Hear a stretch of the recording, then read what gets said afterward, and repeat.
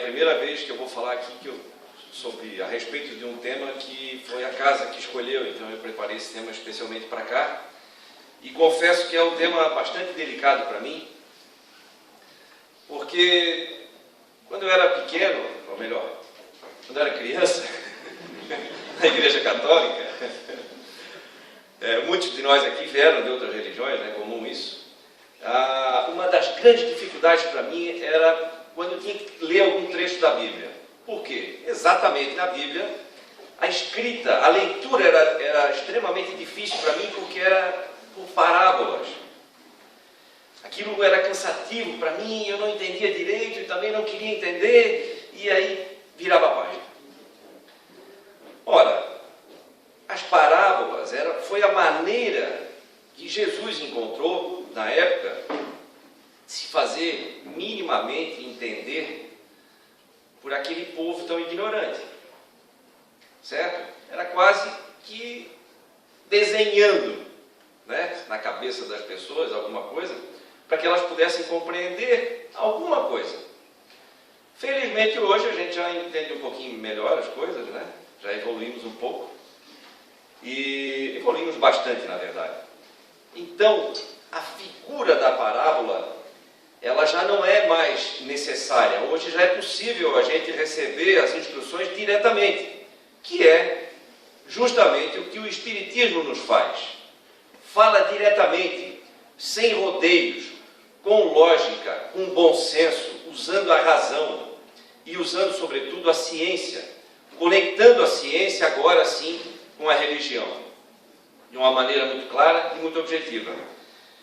E um dos livros da codificação, feitos por Allan Kardec, é o Evangelho segundo o Espiritismo. Aqui, no Evangelho segundo o Espiritismo, existe exatamente a explicação do que era dito há muitos anos atrás, há muitos séculos atrás, de uma maneira alegórica. Então, parábola é uma pequena narrativa alegórica que transmite uma mensagem indireta por meio de comparação ou alegoria.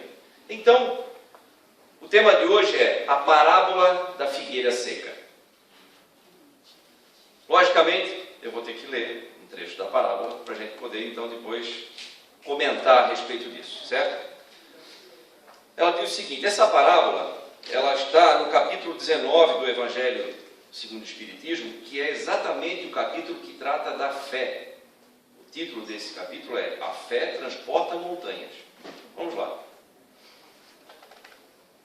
Quando saíram de Betânia, ele teve fome, e vendo de longe uma figueira, foi ver se poderia nela encontrar alguma coisa. E tendo se aproximado, não encontrou senão folhas, porque não era tempo de figos. Então Jesus disse à figueira: que ninguém coma de ti nenhum fruto. O que seus discípulos ouviram. No dia seguinte, passando pela figueira, viram que ela havia se tornado seca até a raiz. E Pedro, lembrando-se das palavras de Jesus, disse: Mestre, vede como a figueira que amaldiçoastes tornou-se seca. E Jesus, tomando a palavra, disse: tende fé em Deus. Eu vou-lhe digo em verdade, que todo aquele que disser a essa montanha: tira-te daí e lança-te ao mar, isso sem hesitar no coração, mas crendo firmemente que tudo o que houver dito acontecerá, ele o verá com efeito acontecer. Isso está lá em São Marcos. E aí agora, então, a explicação. A figueira seca é o símbolo das pessoas que não têm senão as aparências do bem, mas em realidade não produzem nada de bom. Oradores que têm mais brilho do que solidez, suas palavras têm o verniz da superfície, agradam aos ouvidos, mas quando analisadas com profundidade, nelas não se encontra nada de substancial para o coração. Depois de tê-las ouvido, pergunta-se: qual proveito se tirou disso? É ainda, a figueira seca, o emblema de todas as pessoas que têm os meios de serem úteis e não são, de todas as utopias, de todos os sistemas vazios, de todas as doutrinas sem base sólida. O que falta, na maioria das vezes, é a verdadeira verdadeira fé, a fé fecunda, a fé que comove as fibras do coração. Numa palavra, a fé que transporta montanhas. São as árvores que têm folhas, mas não frutos. Por isso, Jesus as condena à esterilidade. Porque um dia virá em que estarão secas até a raiz. Quer dizer, que todos os sistemas, todas as doutrinas que não tiverem produzido nenhum bem à humanidade, cairão no nada. Que todos os homens, voluntariamente inúteis, por falta de terem colocado em prática os recursos que tinham, serão tratados como a figueira seca. E aí, falando também, finalizando a parábola, ele tem uma explicação para os médiuns. Os médiuns são os intérpretes dos espíritos, suprem os órgãos materiais que faltam a estes para nos transmitirem suas instruções. Por isso, são dotados de faculdades para esse efeito. Nesses tempos de renovação social, tem uma missão particular. São as árvores que devem dar o alimento espiritual aos seus irmãos. São multiplicados para que o alimento seja abundante. E encontram-se por toda parte, em todos os países, em todas as classes da sociedade, entre os ricos e entre os pobres, entre os grandes e os pequenos, a fim de que não haja deserdados, e para provar aos homens que todos são chamados. Mas se desviam do seu fim providencial, a faculdade preciosa que lhes foi concedida, se a fazem servir a coisas fúteis ou nocivas, se a colocam a serviço de interesses interesses mundanos, se em lugar de frutos salutares dão frutos malsãos, se recusam em torná-la proveitosa para os outros, se dela não tiram proveito para si em se melhorando, eles são como a figueira estéril, e Deus lhes retirará um dom que se tornou inútil em suas mãos, a semente que não sabem fazer frutificar, e os deixará tornarem-se a presa dos maus espíritos. Bom, vamos lá. Em primeiro lugar, é importante a gente saber e entender que uma parábola é um material didático. Ele não é uma verdade em si. É um material, é algo do qual eu preciso extrair uma lição. E aí, nós temos que tomar um cuidado muito grande, porque até é uma tendência de muitos de nós, de sempre olhar o lado negativo das coisas, certo? Temos esse hábito, né? Agora eu vou falar por mim. Essa parábola da figueira seca, eu achava um absurdo. Que Jesus, nosso maior exemplo de amor, de compreensão, de compaixão, pudesse amaldiçoar uma árvore que não tinha dado frutos, porque ainda não era, mesmo que não fosse ainda tempo de frutos. Então eu achei extremamente egoísta na minha ignorância, né? Mas como? Se não é época de figo, aqui na parábola ainda diz. E ele quer comer, está com fome, não tem figo, então que ela fique seca, que ninguém mais possa comer? O que é isso? E aí é que vem, então, a necessidade de a gente compreender que nós precisamos extrair as lições das parábolas para a gente, certo? E é exatamente assim que acontece, por exemplo, com relação... Vou dar um exemplo. Em algumas religiões trazem nas suas bíblias uma condenação ao espiritismo, por exemplo, né? Dizem que espiritismo é proibido, é coisa do diabo e tal. Ora, como pode isso? Se essa palavra espiritismo foi criada por Allan Kardec, inclusive registrada em cartório na época, lá em 1840 e poucos. Como pode? Está escrito na Bíblia, espiritismo. Certo? Já tem aí um erro, grosseiro até. Mas eu até entendo de onde vem isso. Na época de Moisés, falava-se em necromancia. É isso? Necromancia era a comunicação com os mortos. E Moisés condenou. Por quê? Porque a comunicação se tornou algo tão banal que as pessoas procuravam os médiuns da época para dizer coisas fúteis. Por exemplo, quantas sacas de grãos ele conseguir colher naquela temporada, ou enfim, coisas do tipo. E aí essa comunicação ficou banalizada. Talvez daí venha a confusão que se fez agora mais tarde, né, de proibir ou de condenar o espiritismo. Talvez venha daí, é muito provável que venha. Mas o que eu quero dizer com isso é que os erros vão sendo clareados exatamente com a chegada do espiritismo. Nós temos aqui em mãos uma ferramenta fantástica para compreender como as coisas funcionam. Mas para que a gente não perca a lição, é fundamental que a gente não se perca, então, no negativo das coisas. E também fundamental que a gente tome cuidado ao defender uma ideia. Porque muitas vezes, ao defender uma ideia, nós acabamos por prejudicá-la. Quer um exemplo disso? Deixa eu molhar as palavras aqui.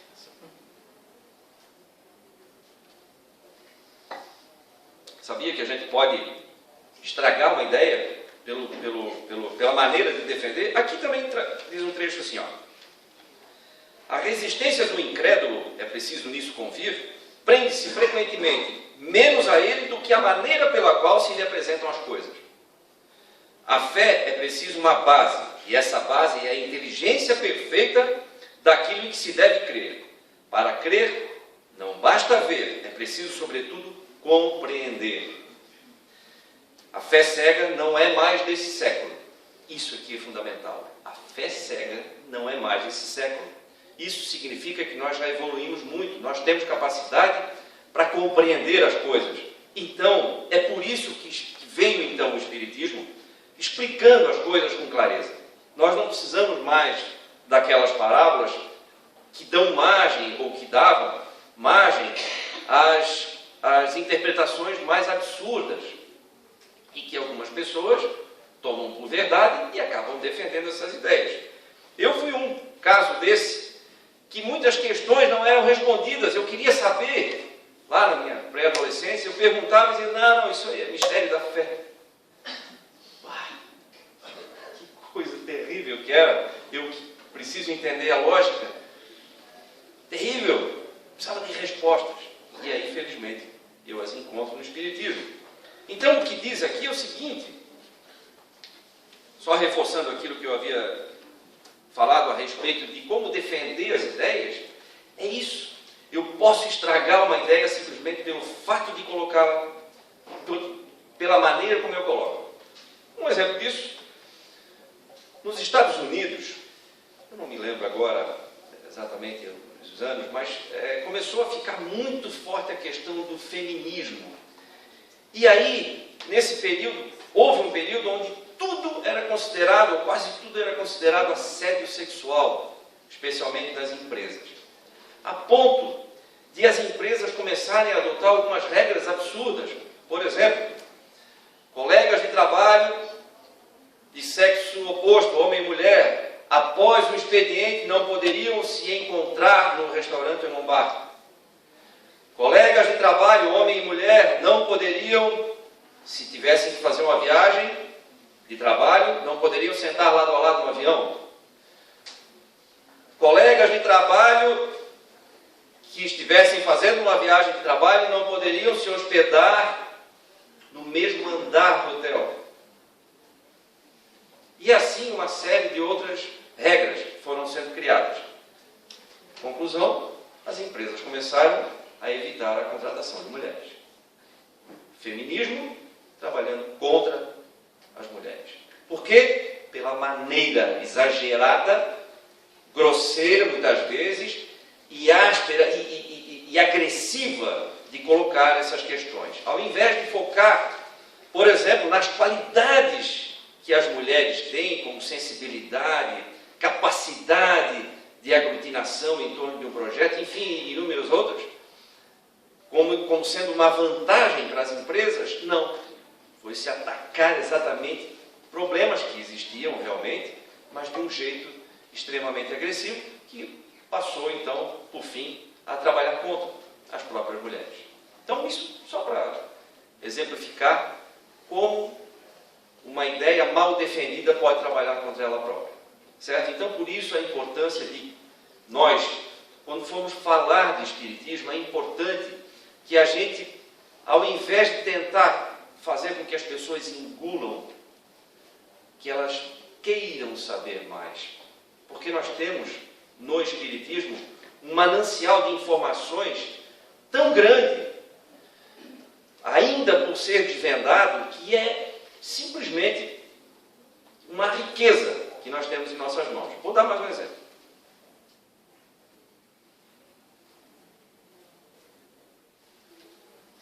Quer ver? Olha só. Já vou chegar lá no exemplo. Vamos supor que alguém aqui estivesse, ou então, que tenha alguma dificuldade financeira, supondo, da gente. Hoje é uma coisa muito difícil, né? Eu já li a respeito, escrevi que lá atrás muita gente tinha dificuldade financeira, né? Mas vamos tentar criar essa ideia aí. E aí eu dissesse para essa pessoa o seguinte, que está passando por uma dificuldade terrível, e os boletos vão chegando, e aí não sabe como é que vou dar conta de pagar, de cobrir o cheque especial, e o cartão de crédito, e tudo mais, e o colégio do filho. Está difícil. Mas aí eu digo para essa pessoa, tentem se colocar no lugar dessa pessoa, tá, gente?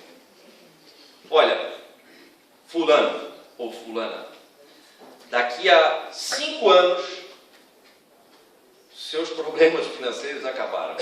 Você vai ter na sua conta bancária 20 milhões de reais. Ok? Para alguns vai ser um problema, né? Alguém que tem muito mais que isso vai estar caindo. Mas, para nós aqui, a grande maioria, seria um grande alívio, não seria? Aqueles que não concordarem é porque estão pensando que vão cair, né? Vai cair o padrão, né?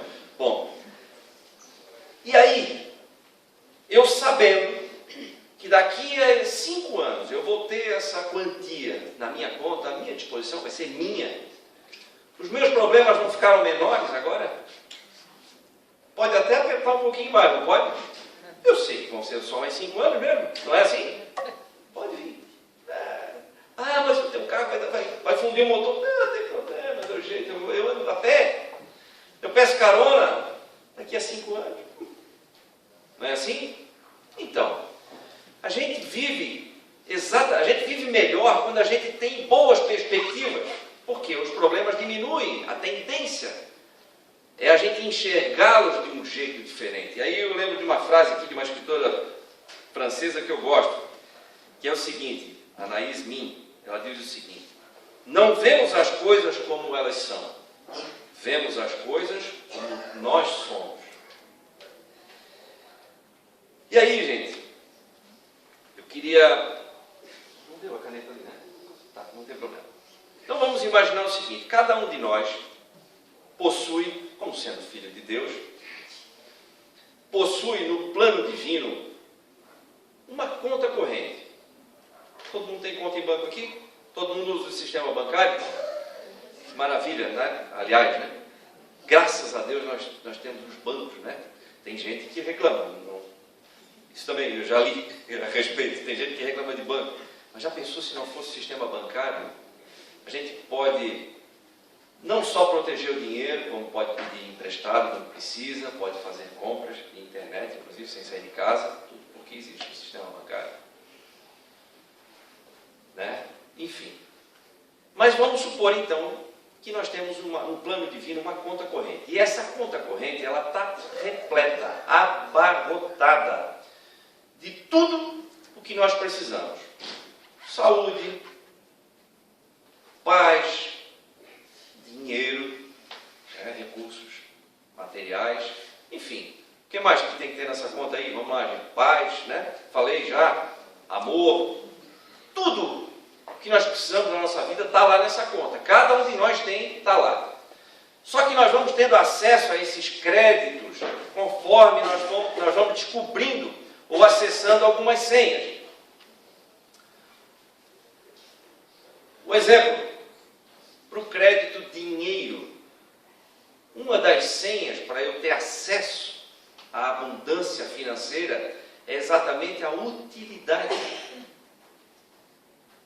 Se o uso que eu vou fazer ele é útil não apenas para mim, mas para todos que me rodeiam, para todos que estão envolvidos ou no projeto, ou na empresa, ou o que for, tanto mais abundante ele será para mim. Por quê? Porque eu estou dando utilidade. Estou buscando utilidade. Saúde. Antigamente, as pessoas achavam que para ter saúde bastava pedir a Deus, né? Basta pedir a Deus saúde e aí, quem sabe, eu vou ter saúde. Hoje, já se sabe que a senha desse crédito chamado saúde, ela é um pouquinho mais complexa. Porém, é melhor porque eu tenho mais controle sobre ela. Que é o quê? Para eu ter saúde, para eu ter acesso a esse crédito, a senha é estilo de vida mais saudável, incluindo exercícios físicos na minha rotina, alimentação mais saudável, sentimentos mais saudáveis, perdão. Não, perdão não tem a ver com saúde? Tem. Perdão tem tudo a ver com saúde, na verdade. Uma grande higiene sentimental tem a ver com saúde. Então, hoje já se enxerga que não é mais, por exemplo, falando agora um pouquinho de ciência, já se sabe, antigamente se acreditava que o nosso código genético comandava praticamente tudo na nossa vida. Aquilo que está, o nosso DNA, que está no núcleo de cada célula do nosso corpo. Aquilo ali era o que comandava. Se ali tivesse um gene, o gene de uma doença, por exemplo, um câncer, ou uma diabetes tipo 2, por exemplo, fatalmente eu iria desenvolver aquela diabetes. Hoje, a biologia, mais especificamente a parte da genética, já sabe que não é assim. Já se comprovou que não é assim. Tem tantos estudiosos aí, Bruce Lipton, um americano renomado, conhecido mundialmente, já comprovou no livro A Biologia da Crença, que não é mais o DNA, não é mais o código genético que comanda a nossa vida. Hoje, aliás, menos de 20% das doenças que nós desenvolvemos tem a ver com a genética, ou nós podemos impedir que elas se desenvolvam, mesmo estando no nosso código genético. Por quê? Porque eu posso fazer com que alguns determinados genes se expressem ou não. Um exemplo, cada célula do nosso corpo, como eu falei, traz no seu núcleo um código genético, que são iguais. Cada célula tem o mesmo código genético. Porém, a célula do rim tem o mesmo código genético da célula do coração, por exemplo, ou do que um neurônio. Só que elas se manifestam e se moldam e se adequam de um jeito diferente. Por quê? Porque elas acionam ou não determinados genes. Só para a gente entender, um exemplo mais prático, vamos supor que o nosso código genético seja um smartphone. E os genes são os aplicativos que a gente tem nele. Eu posso escolher acionar um aplicativo desses ou não. Certo? Isso são os gatilhos epigenéticos. Que são? E aí tem estudos desde 1931, por exemplo, que mostram que nós podemos também ligar ou desligar gatilhos de câncer, por exemplo. Então, o que faz com que eu desenvolva ou não algumas determinadas doenças, ou que eu seja mais saudável do que, por exemplo, o meu pai e o meu avô foram em determinado setor aí da saúde, são esses gatilhos que eu aciono ou não, conforme o ambiente, conforme as influências físicas, químicas, vibracionais, tóxicas e emocionais. Certo? Então, perdoar tem a ver com saúde. Cuidar do que pensa tem tudo a ver com saúde. Eu não sei dizer agora exatamente quando, mas eu lembro de um estudo de caso que foi feito entre dois irmãos gêmeos que foram separados. Um deles ficou... esse estudo tem a ver com epigenética. Epigenética significa acima da genética, sobre a genética, ou seja, está mais além do que simplesmente a genética. Então, nesse estudo, eles constataram que o irmão que ficou na família original desenvolveu as mesmas doenças que a família dele tinha. Pai, avós e tal. O gêmeo que foi separado e foi morar em outro lugar, convivendo com outra família, não desenvolveu essas mesmas doenças, apesar de, como sendo irmãos gêmeos idênticos, tinham exatamente o mesmo código genético. Por quê? Porque mudou o ambiente, mudou os hábitos alimentares, os hábitos de exercícios, mudou a maneira de enxergar, mudou os exemplos que ele tinha ao seu redor. Certo? Então, tudo isso faz com que a gente desenvolva ou não mais saúde ou mais doença. Certo? Agora, o mais interessante disso, tem muito biólogo que ainda não estuda epigenética. André Luiz, em psicografia feita por Chico Xavier, já falava em epigenética há mais de 70 anos atrás. Nós temos livros espíritas com folhas amareladas de tão velhinhos que têm informações novinhas em folha que ainda não descobrimos, porque não nos debruçamos ainda da maneira certa para descobrir essa verdadeira fortuna de informações que nós temos aqui no Espiritismo. Deu para entender a riqueza que nós temos? E como isso pode trabalhar a nosso favor, na nossa vida? Eu falei da saúde. Ah, dá para ser útil também cuidando da saúde? Dá. Como? Cuidando da sua própria. Ah, não, Júnior, peraí, aí já é demais.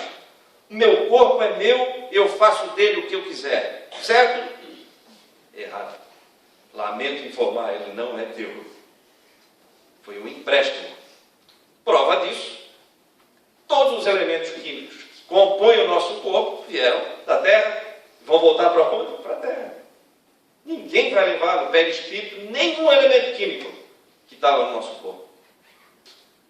Então, desculpe informar, mas ele não é seu, né?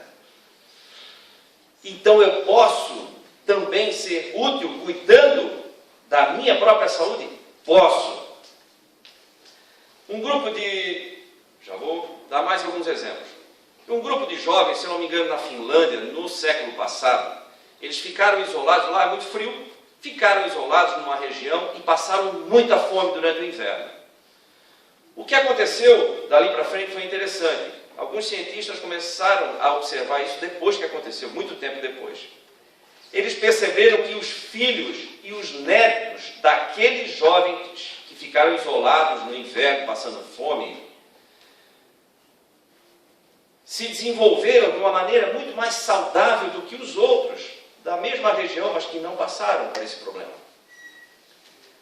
Eles tinham menos problema, ou quase nenhum problema cardíaco, nenhum problema gástrico e, pasmem, chegaram a viver, em média, 32 anos a mais do que os outros da mesma região que não passaram por essa grande privação. Hoje, o Prêmio Nobel de Medicina de 2016, se eu não me engano, um japonês, já comprova que o jejum é fundamental para a melhoria da nossa saúde. Certo? Mas esse estudo é bem antigo, esse que eu acabei de falar. Mas já se constatou. Isso é a epigenética. São os gatilhos que fazem acionar determinados genes ou anular outros que não nos interessam. Certo? Então, hábitos fazem sim toda a diferença na nossa vida. Tá? Hábitos, maneira de pensar, conflitos emocionais resolvidos nos dão saúde, né? Enfim, estilo de vida. Certo? Agora, eu citei ali ainda há pouco a questão do dinheiro, né? Que todo mundo tem, tá? Viu, gente? Pode ser que alguém aqui vai me perguntar, eu não achei o meu ainda. Calma. Questão de fé. E de algumas senhas. Quer ver como é importante ser útil? E é disso que fala a parábola da figueira seca. Ser útil. Há alguns anos atrás, existia um grande narcotraficante chamado Pablo Escobar. Alguém já ouviu falar? Todo mundo já ouviu falar? Foi um dos homens mais ricos do mundo. E tanto que mesmo anos depois de ele ter morrido, aliás, depois de ter sido morto, né, por uma ação conjunta lá da polícia, Marinha, Departamento de Narcóticos dos Estados Unidos, enfim, uma ação conjunta, foi morto no telhado, fugindo, crivado de balas, após meses escondido, isolado da família, sem ter contato com ninguém, justamente para evitar a prisão. Acabou evitando, né? De um jeito não muito auspicioso. Esse cidadão, ele era um megalomaníaco, né? Ele tinha mania de grandeza e o sonho dele era ser presidente da Colômbia. E aí o que aconteceu? Ele se achava tão bom que ele se comparava ao Robin Hood, porque ele doava vários estádios de futebol, ele doava até casas para uma comunidade pobre, ele doava dinheiro, ganhava muito dinheiro, mas muito. Ele chegava ao ponto de ter problemas para armazenar tanto dinheiro, então ele enterrava. Depois da morte dele, encontrou-se muito dinheiro enterrado já podre. Olha a inutilidade desses recursos também. Por quê? Por uma razão muito simples. $1 milhão em cocaína fazia muito menos volume do que $1 milhão em espécie. Então, ele mandava a cocaína para o exterior, por exemplo, nos Estados Unidos, ele chegava a mandar 15 mil toneladas por mês. Imagina o volume de dinheiro que isso gerava. Ele chegou a ser eleito suplente de deputado estadual. Foi impedido de tomar posse, explodiu muita gente, derrubou o avião, teve um avião da Avianca, inclusive, que ele derrubou, eu não sei se foi para intimidar alguém ou para destruir uma prova, enfim, matou milhares de pessoas. Mas aquilo, para ele, era uma necessidade, para manter o sonho dele de poder vivo, né? Tinha que matar muita gente. O que aconteceu? Acabou em nada. E é disso que fala. Todas as utopias, todos os sistemas inúteis vão acabar em nada. O que era, por exemplo, a teoria da supremacia branca, na época do nazismo, onde é que está isso? Ah, não, Júnior, mas tem um ataque aqui, outro lá e tal. É isso mesmo, aqui e outro lá. Inclusive, por informação da espiritualidade, muitos desses são reencarnados da época do nazismo, que ainda trazem muito forte dentro de si essa questão, mas que isso não vai vingar. É um ou outro, não vai vingar. Muitas vezes alimentado por um outro equivocado também, mas não vai vingar. Por quê? Porque nós já evoluímos muito também nesse quesito. No quesito amar, no quesito compreensão, né? Nós já entendemos a finalidade do amar. Nós já conseguimos praticar caridade no sentido mais amplo da palavra, né? A caridade moral, que é exatamente de respeitar as diferenças, de entender que cada um tem uma construção diferente do outro. Muito embora, muitas vezes, ao defender uma ideia, voltando lá, a gente espera que as pessoas compreendam aquilo que a gente acabou de compreender. A gente espera que as pessoas compreendam imediatamente. E eu levei anos para entender. Não é assim? Eu ignoro que cada um tem uma construção diferente, e, portanto, uma compreensão diferente, e, portanto, um tempo diferente para poder absorver as coisas e para poder colocar em prática na sua vida. Então, eu preciso entender que cada um é uma construção diferente. Preciso compreender as diferenças. Entende? Porque agora é importante a maneira de defender uma ideia, porque nem todo mundo está pronto, nem todo mundo está com as mesmas antenas ligadas do que eu. Nem todo mundo está percebendo as mesmas coisas que eu.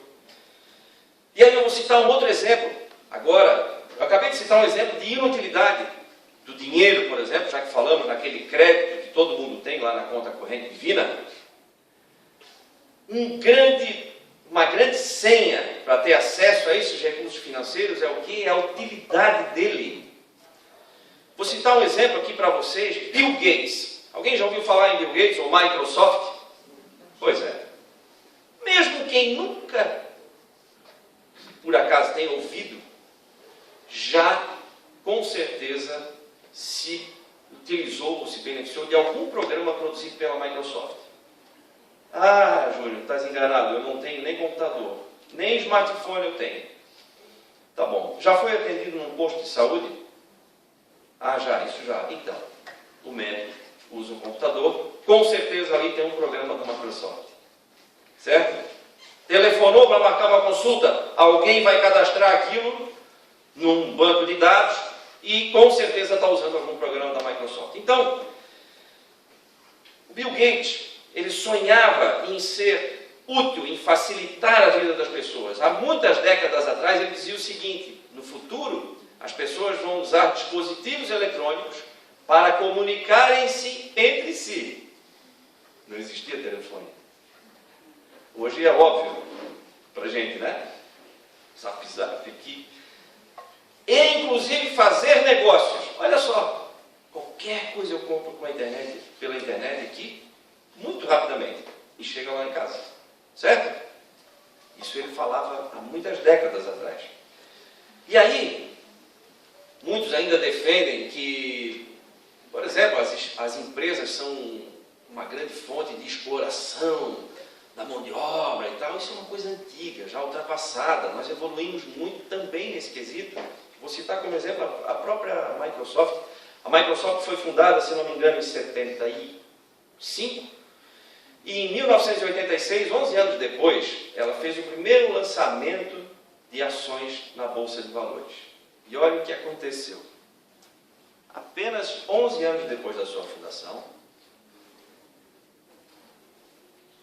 um terço das pessoas que trabalhavam na empresa se tornaram milionários e bilionários. Não dá para dizer que isso é uma exploração, né? E, no entanto, muita gente ainda acredita em sistemas que já não funcionam mais e continuam defendendo. Dá para entender? Cuidado que a gente tem que ter ao defender uma ideia. Primeiro, vamos abrir a nossa mente e perceber as mudanças que aconteceram no mundo e que estão acontecendo a todo momento e que, aliás, são extremamente rápidas. E vamos perceber as coisas boas que estão ao nosso redor. Ah, tá, tudo bem. Mas vem falar daí do Bill Gates, que é o homem mais rico do mundo.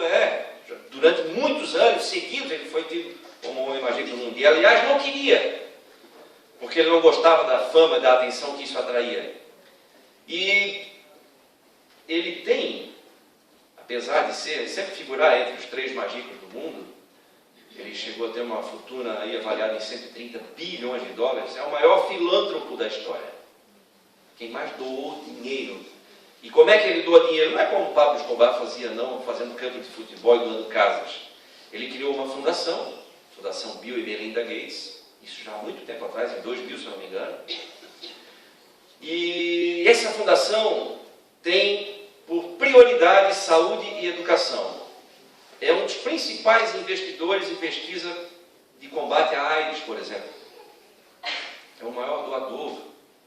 Ele já doou tanto, e o objetivo dele é, quando ele morrer, ele já ter doado pelo menos a metade da sua fortuna. E ele conseguiu, não só ele doar a fortuna, ele conseguiu convencer uma série de outros bilionários pelo mundo afora a doarem também. Warren Buffett já foi tido como o homem mais rico do mundo, está sempre também entre os 3 ali. Já doou mais de 30 bi para a fundação do Bill Gates, porque ele diz o seguinte, é um senhorzinho, já bastante de idade, ele diz o seguinte: eu não sei fazer filantropia, o Bill sabe, então eu vou doar para quem sabe. Porque a Fundação Bill e Melinda Gates desenvolve pelo mundo, especialmente nos países mais necessitados, projetos que se sustentam e que ajudam efetivamente a resolver, ou seja, utilidade. É isso que a parábola da figueira seca fala. Temos que ser úteis na medida do possível. Para ser útil, eu tenho que fazer coisas grandiosas? Não, eu acabei de falar, cuidar da saúde, da sua própria saúde, é ser útil para a humanidade, porque eu vou deixar pessoas mais saudáveis depois de mim. E eu, ao reencarnar, vou encontrar corpos mais saudáveis também. Também vou usufruir disso, né? Espero. Então, utilidade, para não virar estéril, para não perder tempo, para não desperdiçar essa encarnação. Fundamental que eu seja útil. Alguém pode dizer... alguém pode dizer, mas ele pensava no dinheiro. Será que alguém que pensa em dinheiro faz tudo isso? Em 2008, 2009, por exemplo, Bill Gates se desligou da Microsoft, ele nem faz mais parte. Com essa fortuna toda, ele tem, se eu não me engano, menos de 3% das ações da empresa. Ou seja, a grande maioria da riqueza está nas mãos de muitas pessoas. É alguém que pensa em dinheiro? Ele diz que não vai deixar mais do que 10 milhões para cada filho. Para alguém, para um multibilionário, o homem mais rico do mundo, 10 milhões é muito pouco, né?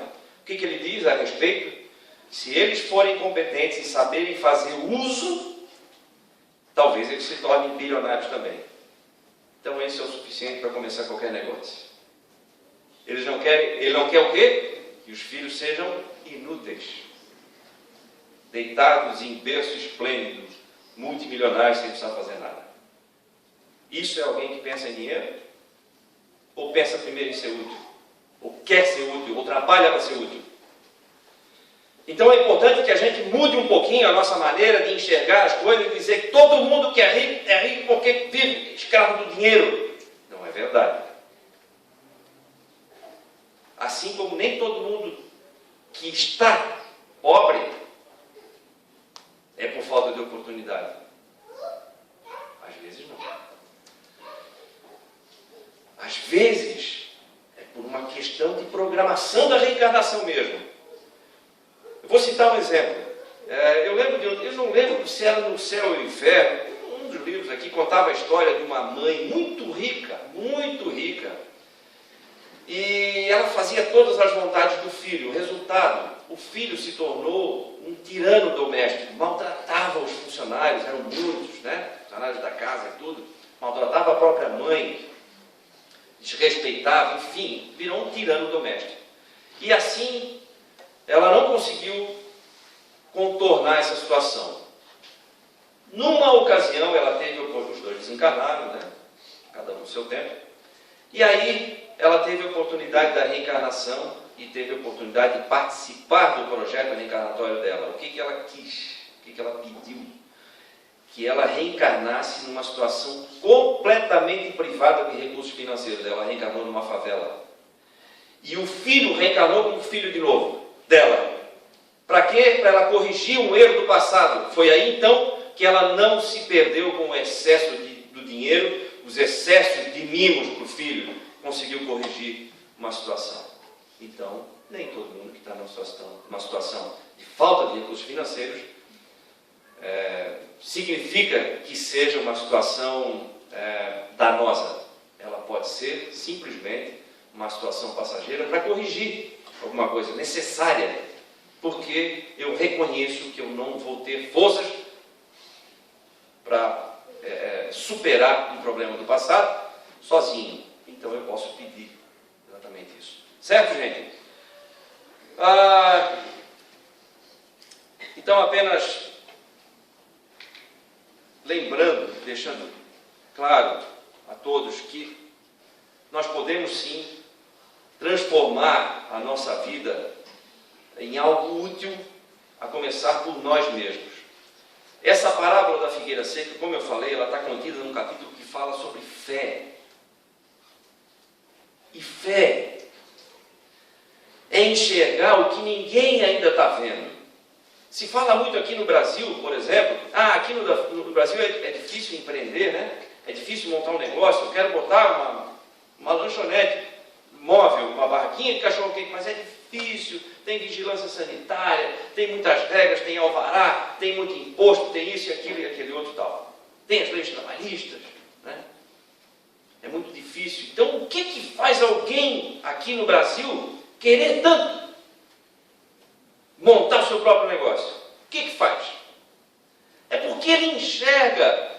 Quando a gente põe uma cenourinha pendurada no anzol ali na frente do burrinho, e a gente vai querendo pegar aquela cenourinha e não vai andando, não movimenta o burrinho. Então, quem quer empreender não dá bola, os problemas são menores. Por quê? Porque a cenoura está muito presente, está ali na frente dele, é o prêmio. Lembra dos 20 milhões que eu falei para quem estava com dificuldade financeira? Esse é o prêmio. Não importa o que eu vou ter que passar. Ali, ele vai estar ali. Isso é fé. Muito claro, isso é fé. Por que Allan Kardec passou todas as dificuldades que passou, inclusive de preconceito? Ele já era um estudioso renomado. Arriscou a sua reputação para escrever, para botar no papel isso aqui, para decodificar a doutrina espírita. Por que ele se propôs a passar por tudo isso? Porque ele enxergou a enorme utilidade disso para a humanidade. Depois dele, todo o resto ficou menor. Isso é fé. É enxergar, é ter a capacidade, e aí eu chamo a atenção. Cuidem com o pensamento positivo, gente. Tem que pensar positivo. Cuidem com isso. Cuidem. Tem que falar positivo. Cuidem. Por quê? Porque quando a gente fala, vai dar certo, vai dar tudo certo, muitas vezes, na maioria das vezes, a gente fala da boca para fora. Então eu vou dar uma sugestão: não fale, mas crie a imagem. Isso sim é muito mais poderoso. Essa é a cenourinha, esse é o prêmio. Isso é a imagem da fé. Porque eu criei a imagem e aí eu persigo, não importa o que eu vou ter que passar, eu persigo aquele objetivo porque ele está vivo na minha frente. As pessoas não enxergam, mas eu enxergo. Enquanto que eu falo, tudo vai dar certo, né? Vamos pensar positivo, estou falando da boca para fora. Isso é um perigo. Tá? Então, o que realmente produz uma diferença na nossa vida é a imagem que eu crio. Isso é a fé que transporta montanhas. Essa é a fé que faz vibrar as fibras do coração. E quanto mais em silêncio eu ficar, mais eu cuido dos meus projetos de vida, mais eu impeço, mais eu protejo, eu impeço que as pessoas possam atrapalhar os meus projetos. Porque quando o projeto é novo, ele é igual a um embrião, é muito frágil. Qualquer palavra pode derrubar. Quer um exemplo disso? Eu estou com uma ideia que eu acho que é fantástica. Aí eu chego em casa e vou falar para minha mulher: olha, eu estou pensando, nossa, que ideia. Eu vou montar um negócio, sabe? Vai ser assim, assim, assado, tal. Já pensei em tudo. Aí ela diz assim: será que a época está certa? Será? O projeto já foi por água abaixo. Na hora. Por quê? Porque o projeto no início ele é frágil. Eu estou começando, eu não estou completamente seguro dele. Então, silêncio. Mas eu não posso falar lá para minha mulher. Não é questão de confiança aqui. É questão de deixar esse projeto ganhar mais força, robustez, criar vida. Eu preciso de tempo. É importante esse tempo. E aí sim, lá na frente, eu vou começar a envolver as pessoas necessárias e aí eu vou ter que falar. Mas aí já vai ter nascido, talvez. É mais difícil derrubar, né? Isso é fé. Vamos lá, Júlio. Como dizia um amigo nosso lá de São João, o Água Verde já desencarnou, já falei demais do meu tamanho. Eu vou finalizar com um vídeo aqui, que apesar de ser bem humorado, ele retrata bem essa questão desse descompasso que a gente tem entre o tempo que a gente quer que as coisas aconteçam na nossa vida e o tempo necessário para que elas aconteçam, o tempo natural. E muitas vezes a gente não compreende por que certas coisas acontecem na nossa vida de um jeito e não de outro, né? Então vamos ter mais fé em Deus também. Porque eu acho, tenho a impressão que Ele sabe um pouquinho melhor do que nós o que faz, né? Então vamos lá.